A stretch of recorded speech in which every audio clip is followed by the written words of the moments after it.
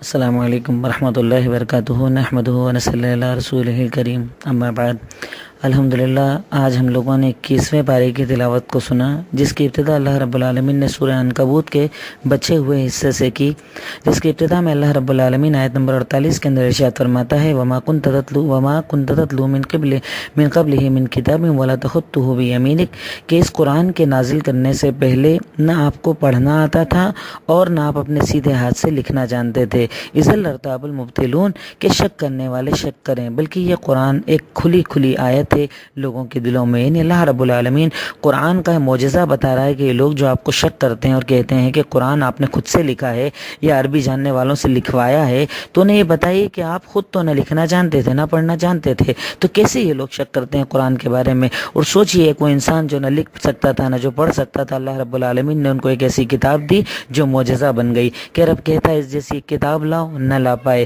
اس جیسی 10 صورتیں لاؤ نہ لا پائے، اس جیسی 10 آیتیں یا ایک آیت لاؤ نہیں لا پائے، کیونکہ یہ قرآن اللہ کا کلام ہے۔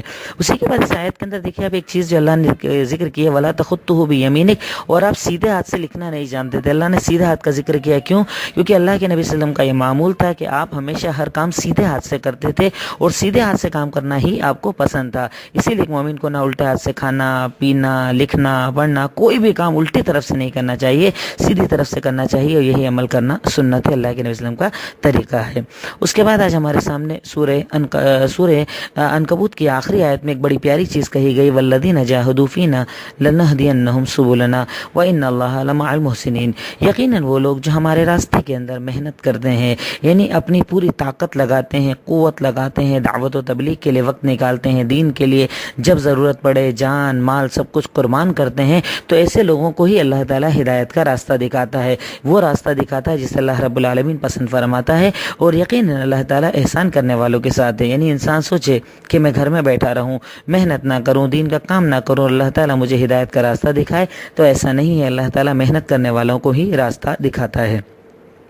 اس کے بعد سورہ روم آج ہمارے سامنے تلاوت کی گئی۔ سورہ روم کو اگر آپ پڑھیں گے تو اس کے اندر اللہ تعالیٰ اپنی کئی نشانیوں کا ذکر کرتا ہے اور انسان کو ایک طریقے سے چیلنج کرتا ہے کہ اب جیسے اللہ تعالیٰ کہتا ہے آیت نمبر 8 9 10، اس کے بعد کئی آیتوں کے اندر اللہ تعالیٰ کہتا ہے کہ کیا تم زمین میں نہیں چلتے کہ دیکھو میری نشانیوں کو، کہ تم سے پہلی جو قومیں تھی کتنی قوت والی تھی، کتنی طاقت والی تھی، پہاڑوں میں گھر بناتے تھے، لمبے چوڑے تھے، اور تم لوگ کیا ہو ان کے سامنے پھر بھی کرتے ہو، گھمنڈ کرتے ہو، ان کو دیکھو جب میں نے برباد کر دیا تو تم کیا ہو۔ اس کے بعد اللہ تعالیٰ کہتا ہے کہ میں نے پہلی مرتبہ مخلوقات کو پیدا کیا، میں ہی ان کو دوبارہ پیدا کرنے والا ہوں۔ پھر اللہ رب العالمین اپنی خلقت کا ذکر کرتے ہوئے آیت نمبر 21 کے اندر ارشاد فرماتا ہے کہ اللہ کی نشانیوں میں سے ہے کہ اس نے تمہارے لیے تمہاری ہی جنس میں سے، تمہارے ہی جنس کے اندر سے عورتوں کو بنایا، یعنی اگر تمہیں انسان بنایا تو تمہاری بیوی کو بھی انسان ہی میں سے دیا، جنات میں سے نہیں دیا۔ کیوں؟ تاکہ تم ان کی طرف سکون حاصل کر سکو، دن بھر کے ٹینشن کے بعد، فکر کے بعد، غم کے بعد ایک ایسی تمہاری شریک حیات کہ جس کے پاس جا کر تم اپنے ٹینشنز ہلکے کر سکتے ہو، اپنی باتیں شیئر کر سکتے ہو، اپنا اچھے برے کے فیصلے اس سے لے سکتے ہو، تو اللہ کہتا ہے یہ میری نشانیوں میں سے ہے۔ اسی طرح اللہ کہتا ہے میں نے تمہیں الگ الگ لینگویجز بولنے والا بنایا کہ تم دیکھو ہر ملک کے اندر، ہر خطے کے اندر، ہر شہر کے اندر تھوڑی تھوڑی دوری پہ زبانیں چینج ہو جاتی ہے۔ جیسے مثال کے طور پر ہمارے ہندوستان کے اندر اگر ہندی بولتے ہیں تو ہندی میں کتنے لہجے، مراٹھی میں کتنے لہجے، گجراتی میں کتنے لہجے، اللہ کہتا ہے یہ میری نشانیوں میں سے ہے کہ سوچو میں نے تمہیں کتنی طاقت دی کہ تم کتنے قسم کے لینگویجز میں بات کرتے ہو۔ اس کے بعد اللہ تعالیٰ کہتا ہے کہ دیکھو میں آسمان کے اندر بجلی کو لاتا ہوں، بادل گڑگڑاتے ہیں، پانی آتا ہے، بھرے ہوئے بادل آتے ہیں، یہ سب میری نشانیوں میں سے ہے۔ تو ان نشانیوں کو دیکھنے کے بعد بھی کیا تم اللہ کا تصور نہیں کرتے، اللہ تعالیٰ کو نہیں مانتے، اس کا ڈر اپنے دلوں کے اندر پیدا نہیں کرتے؟ اللہ کہتا ہے اسی سورہ روم کی آیت نمبر 40 اور 41 کے اندر کہ اللہ الذی، وہی اللہ تعالیٰ ہی تو ہے جس نے تمہیں پیدا کیا، پھر تمہیں رزق دیا، پھر تمہیں موت دی، پھر تمہیں دوبارہ زندہ کرے گا۔ بتاؤ کیا تمہارے جتنے معبودوں کو تم نے اللہ کے ساتھ شریک کیا ہے کوئی ایسا کرنے کی طاقت رکھتے ہیں؟ اللہ بابرکت ہے، اللہ بلند ہے ان چیزوں سے جن کو تم شریک کرتے ہو۔ یعنی پیدا کرنے کا کام اللہ کا ہے، روزی دینے کا کام صرف اللہ کا ہے، مارنے اور زندہ کرنے کا کام صرف اللہ کا ہے۔ تو جب سارے کام اللہ کے ہیں تو اللہ کے ساتھ شریک کیوں؟ اللہ تعالیٰ کے ساتھ سفارشی کیوں؟ اللہ تعالیٰ کے ساتھ کیوں اللہ جیسا کوئی اور؟ صرف اللہ ہی ہونا چاہیے۔ اللہ کہتا ہے یقیناً ظہر الفساد فی البر والبحر بما کسبت ایدی الناس، یقیناً اس زمین کے اندر، اس سمندر کے اندر جو فساد مچا ہوا ہے یہ لوگوں کے اعمال کا نتیجہ ہے۔ رب العالمین ایک اور چیز اس آیت کے اندر، اس صورت کے اندر ایک نشانی اور انسان کے غور کرنے کے لیے ذکر کرتا ہے، بڑی پیاری چیز۔ آیت نمبر 54 کے اندر اللہ رب العالمین ارشاد فرماتا ہے کہ اللہ الذی خلقکم، وہی اللہ تعالیٰ کی ذات ہے جس نے تم کو کمزوری میں پیدا کیا۔ ماں کے پیٹ میں تم کمزور تھے، پیدا ہونے کے بعد تم کمزور تھے، چل نہیں سکتے تھے، بول نہیں سکتے تھے، گود کے اندر رہتے تھے، یہاں تک کہ تمہیں بھوک لگے تو تمہیں بولنے کی طاقت نہ تھی، رو رو کر تم اپنی ضرورت بیان کرتے تھے۔ تو اللہ کہتا ہے میں نے تمہیں جب پیدا کیا تم کمزور تھے، پھر بیچ میں تم تھوڑے سے طاقتور ہوئے، ثم جعل من بعد ضعف قوة، پھر تھوڑا سا اللہ نے تمہیں کمزوری کے بعد ذرا طاقتور بنا دیا، پھر اللہ تعالیٰ کہتا ہے کہ میں نے تمہیں دوبارہ کمزور بنا دیا، یعنی بڑھاپے میں پھر تم کمزور ہو گئے، لیٹرنگ بستر پر، پیشاب بستر پر کوئی اور تمہیں پاک کرے تو تم پاک ہو گئے، ورنہ اتنا بڑھاپا ہے کہ تمہاری طاقت نہیں کہ تم کپڑے بدل سکو، کوئی اور تمہارا لباس چینج کرتا ہے۔ تو اللہ کہتا ہے کہ بچپن میں بھی تم کمزور تھے، بڑھاپے میں بھی تم کمزور تھے، تو اس کے بعد کیا کر یخلق ما یشاء، اللہ تعالیٰ جیسے چاہتا ہے پیدا کرتا ہے، اور وہ ہر چیز کو جاننے والا ہے۔ یعنی اللہ تعالیٰ اس چیز کے ذریعے ہمیں اپنی اوقات اور حیثیت بتانا چاہ رہا ہے کہ سوچو، اللہ جب چاہے تمہیں کمزور کر سکتا ہے، جب چاہے تمہیں طاقت دے سکتا ہے۔ تو ایک انسان کو ہمیشہ اللہ تعالیٰ سے ڈرنا چاہیے، اس کا خوف، اس کی قدرت، اس کی طاقت کا احساس اپنے دل کے اندر رکھنا چاہیے۔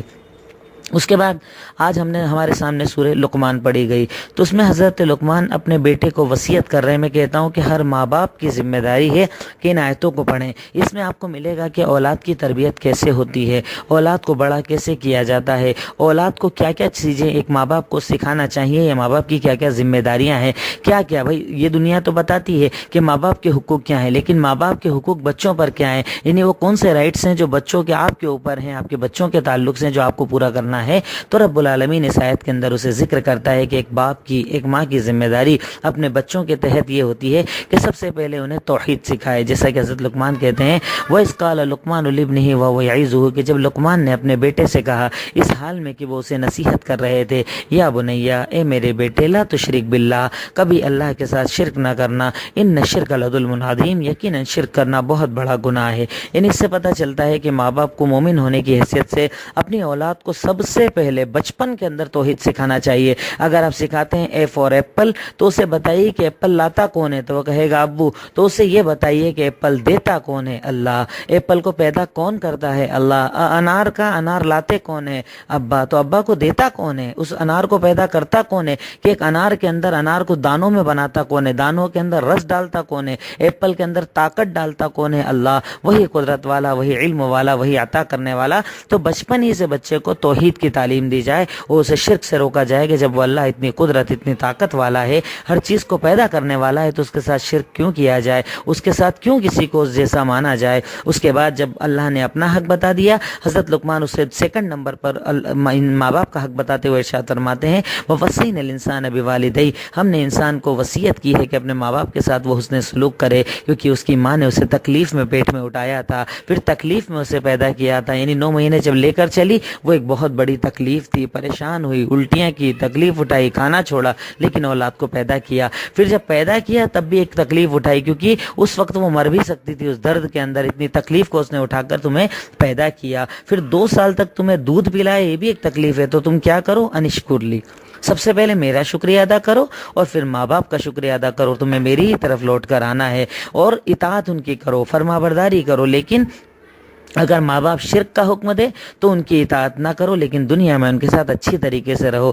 سوچئے کہ اگر ماں باپ مشرک ہی کیوں نہ ہو، صرف شرک پر ان کی بات نہیں ماننا ہے، لیکن اس کے علاوہ ان کی اطاعت کرنا ہے، ان کی فرما برداری کرنا ہے، ان کی باتوں کو ماننا ہے۔ تو ایک ماں باپ کی ذمہ داری جہاں اللہ کا حق سکھائیں، وہیں اپنے حقوق بھی بتائیں۔ پھر اس کے بعد اللہ تعالیٰ نے جب یہ بتا دیا تو کہتا ہے کہ اب بچے کو بچپن سے میرے بارے میں بتاؤ، میرا ڈر، میرا خوف اس کے دل کے اندر پیدا کرو، کیونکہ جس دل کے اندر اللہ کا ڈر ہوتا ہے وہ کوئی گناہ نہیں کر پاتا۔ کہا یا بنیا، آیت نمبر 16 کے اندر کہا یا بنیا، اے میرے بیٹے، انہا ان تکو مثقال حبۃ من خردل فتکن فی صخرۃ او فی السماوات او فی الارض یأتی بہ اللہ ان اللہ لطیف خبیر۔ کہتے ہیں کہ کہہ دیجئے اے میرے بیٹے سنو، اگر تم ذرے کے برابر بھی کوئی چیز چاہے پہاڑوں میں چھپا دو، آسمانوں میں اڑا دو، زمینوں میں چھپا دو، اللہ تعالیٰ اسے لانے کی طاقت رکھتا ہے، کیونکہ اللہ تعالیٰ باریک سے باریک چیزوں کی خبر رکھنے والا ہے۔ اس میں ایک بچے کو بچپن سے اس کی جب آپ تربیت کریں، اسے بڑا کریں تو اسے سکھائیں کہ اللہ تعالیٰ سوچو کیسا ہے، اللہ تعالیٰ تجھے دیکھنے والا ہے، اللہ تعالیٰ تجھے جاننے والا ہے، اکیلے میں تو کچھ کرے اللہ جانتا ہے، دکھا کر تو کچھ کرے اللہ جانتا ہے، اللہ تیرے ہر عمل کو دکھانے کی، اسے واضح کرنے کی طاقت رکھتا ہے۔ اس لیے بچے اپنے دل کے اندر اللہ کا ڈر رکھنا۔ جب اللہ کا ڈر ہو گیا اس کے بعد کہا یا بنیا، اے میرے بیٹے نماز قائم کرنا، یعنی بچے کو بچپن سے نماز کا عادی بنایا جائے۔ لیکن نماز کا عادی بنانے کا مطلب کیا ہے؟ بچے کو حکم دو نہیں، باپ بھی نماز پڑھے، ماں بھی نماز پڑھے، کیونکہ دیکھیے آپ جن گھروں کے اندر ماں نماز پڑھتی ہے نا، چھوٹے چھوٹے 2-2 سال کے بچے آٹومیٹک کھڑے ہو کر نماز پڑھنے لگتے ہیں، کیونکہ یہ تربیت ہوتی ہے۔ تو ان کو کہا کہ اپنے بچوں کو کہو کہ وہ نماز قائم کریں، انہیں کہو کہ وہ لوگوں کو بھلائی کا حکم دے اور برائی سے روکیں، یعنی بچپن سے بچے کے اندر یہ تعلیم ڈالی جائے کہ تمہیں دعوت و تبلیغ کا کام کرنا ہے، دین پھیلانے کا کام کرنا ہے، اللہ نے تمہیں ایک مقصد کے تحت پیدا کیا ہے۔ وَاصْبِرْ عَلَىٰ مَا أَصَابَكَ، اور جب دین کے راستے میں چلو گے تو تکلیف آئے گی تو کیا کرنا؟ صبر کرنا۔ یقیناً یہ بڑے معاملات میں سے ہے، یعنی بچے کو بچپن سے صبر کی بھی تعلیم دینا چاہیے، یہ ماں باپ کی ذمہ داری ہے۔ اس کے بعد جب یہ باتیں ہو گئی تو اسے اخلاقی تعلیم دی جا رہی ہے، اخلاق سکھایا جا رہا ہے کہ تیرے اندر بچے کیریکٹر کیسا ہونا چاہیے، تیرا کردار کیسا ہونا چاہیے، وہ بتایا جا رہا ہے۔ ارشاد فرمایا وَلَا تُصَعِّرْ خَدَّكَ لِلنَّاسِ، تو لوگوں کے سامنے منہ مت بنانا، زمین کے اندر اکڑ کر مت چلنا، کیونکہ اللہ تعالیٰ تکبر کرنے والوں کو، فخر کرنے والوں کو پسند نہیں کرتا۔ یعنی سوچئے بچے کو چال ڈھال تک سکھانا چاہیے کہ چلنا کیسے، بات چیت کیسے کرنا۔ جیسے آج ہوتا ہے نا، ہمارے ذرا ذرا سے بچے ہوتے ہیں، لوگوں کو دیکھ کے منہ بناتے ہیں، غریبوں کو دیکھ کر منہ بناتے ہیں، ایسے رشتہ دار جن سے ہماری بات چیت بند ہے ان کو دیکھ کر منہ بناتے ہیں۔ تو بچے کو یہ تعلیم دو کہ ہنس کر ملو، جیسے کہ ہمارے نبی محمد رسول اللہ صلی اللہ علیہ وسلم کا فرمان ہے کہ جب تم کسی سے اگر ہنس کر ملتے ہو نا تو یہ بھی ایک صدقہ ہے، صدقہ کرنے کا ثواب ملتا ہے۔ ہمارے سے کئی بھائی تو ایسے ہیں کہ ہنس کر تک نہیں ملتے، سامنے کوئی آئے تو منہ بنا لیتے ہیں۔ تو بچے کو یہ تعلیم دو کہ ہنس کر سب سے ملنا، اکڑ کر مت چلنا، ہمیشہ میانہ روی والی چال چلنا، اور بات چیت کیسے کرنا؟ دھیرے آواز میں، سلو آواز میں، نرمی والے انداز میں بات چیت کرنا۔ کیوں؟ کیونکہ اللہ تعالیٰ کو سب سے ناپسند اگر کسی کی آواز ہے تو وہ ہوتا ہے گدھا۔ گدھا اتنی تیز چلاتا ہے ڈھینچو ڈھینچو، لیکن اللہ اس کی آواز کو پسند نہیں کرتا ہے۔ تو اللہ تعالیٰ چلانے والوں کو پسند نہیں کرتا، اللہ تعالیٰ نرمی کی بات کرنے والوں کو پسند کرتا ہے۔ اس کے بعد اللہ تعالیٰ نے اپنی کچھ قدرت، کچھ طاقتوں کا ذکر کیا۔ دیکھیے میں نے بڑا مختصر سا بتایا، لیکن آپ اسے پڑھیے گا تو اس کے اندر ایک ماں اور ایک باپ کے لیے بڑی ساری نصیحتیں ہیں۔ اس کے بعد ہمارے سامنے سورہ سجدہ جب تلاوت کی گئی تو سورہ سجدہ کی آیت نمبر 16 اور 17 میں اللہ تعالیٰ مومنوں کی صفات بتا رہا ہے کہ مومن کون ہے، ایمان والے کون ہیں، کہ جب ان کے سامنے اللہ کا ذکر ہوتا ہے تو وہ سجدوں میں گر جاتے ہیں۔ اور اللہ کا ذکر کیسے کرتے ہیں؟ تتجافى جنوبهم عن المضاجع، ان کے جسم، ان کے جو یعنی جسم کے حصے ہیں وہ بستروں سے دور رہتے ہیں، وہ ہمیشہ اللہ کو پکارتے ہیں، ڈرتے ہوئے بھی اور لالچ کرتے ہوئے بھی، اور جو ہم انہیں دیتے ہیں اس میں وہ خرچہ کرتے ہیں۔ مومنوں کی صفت کیا ہے؟ اللہ کا ذکر وہ کرتے ہیں، ہمیشہ بستروں پر نہیں پڑے رہتے کہ پڑے ہیں آرام کر رہے ہیں، کھڑے ہو کر اللہ کا ذکر، بیٹھ کر اللہ کا ذکر، لیٹ کر اللہ کا ذکر، چلتے پھرتے اللہ کا ذکر۔ اور اللہ تعالیٰ جو مال دیتا ہے اس میں وہ لوگ غریبوں کے اوپر خرچ بھی کرتے ہیں، غریبوں کے مسیحا بنتے ہیں، غریبوں کے مددگار بنتے ہیں، کیونکہ اللہ رب العالمین خرچ کرنے والوں کو پسند فرماتا ہے۔ اس کے بعد اللہ رب العالمین اس کے آگے کی آیتوں کے اندر سورہ احزاب کو آج ہمارے سامنے تلاوت کیا گیا۔ حزب کہا جاتا ہے جماعت کو، اور احزاب کہا جاتا ہے بہت ساری جماعتوں کو۔ اصل میں غزوہ احزاب یعنی ایک اسلامی جنگ ہے جو زمانے کے اندر ہوئی، کہ مدینہ کے اندر، جسے غزوہ خندق بھی کہا جاتا ہے، مدینہ کے باہر سے جتنی اسلام دشمن طاقتیں تھیں، جتنے کفار اس زمانے کے اندر تھے، سارے قبیلے، یہاں تک کے اندر رہنے والے یہود اور نصارہ، یہ سارے مل کر مسلمانوں پر ایک بڑا حملہ کیا گیا۔ ایک بڑا حملہ ان لوگوں نے کیا تھا کہ مسلمانوں کو ختم کر دیا جائے گا۔ ان کی تعداد 10,000 تھی، مسلمانوں کی تعداد 3,000 تھی، اور بھکمری اور غریبی کا یہ عالم تھا کہ جب خندق کھودنے کے لیے یعنی مشورہ کیا گیا، کیونکہ آپ وسلم کیا ہے کہ ہم جیسے نہیں تھے، وہ اپنے دشمنوں کے بارے میں پوری خبر رکھا کرتے تھے۔ آپ کا انٹیلیجنس نیٹ ورک اتنا زیادہ مضبوط تھا کہ مکہ میں سے وہ لوگ نکلے نہیں، اس کے پہلے آپ کے انٹیلیجنس نے آپ کو بتا دیا تھا کہ ایسے ایسے لوگ نکلنے والے ہیں۔ آپ نے صحابہ سے مشورہ کیا، بھائی کرنا کیا ہے، تعداد ہماری کم ہے۔ تو کئی مشورے آئے، اس میں سلمان فارسی نے مشورہ دیا کہ ہم تو یہ کرتے ہیں کہ خندق کھود دیتے ہیں، بھائی خندق کھود دو تو وہ لوگ آپ تک آ نہیں پائیں گے، تو جنگ کینسل ہو جائے گی۔ بڑا پیارا مشورہ تھا، لیکن خندق کھودنا، آپ جب مدینہ جائیں گے نا تب آپ کو پتہ چلے گا خندق کیسے کھودی گئی تھی۔ مدینہ پورا پتھریلا علاقہ ہے، پتھروں کو توڑ توڑ کر خندق بنانا، اور اس عالم میں جب کھانا بھی آپ کے پاس نہیں ہے، پانی آپ کے پاس نہیں، بھوکمری کا عالم ہے۔ یہ عالم تھا کہ صحیح بخاری کے اندر آپ پڑھیے گا، احزاب کے واقعات کے اندر، یہ بھوک کا عالم تھا کہ صحابہ کرام تکلیف کا عالم بیان کرنے کے لیے آتے ہیں کہ اللہ کے نبی صلی اللہ علیہ وسلم سنیے ہمارے حالات تو دیکھیے. کہا کیا ہوا؟ کہا حالات ایسے ہیں بھوک کے مارے ہم لوگوں نے اپنے پیٹ پر ایک ایک پتھر باندھ رکھا ہے.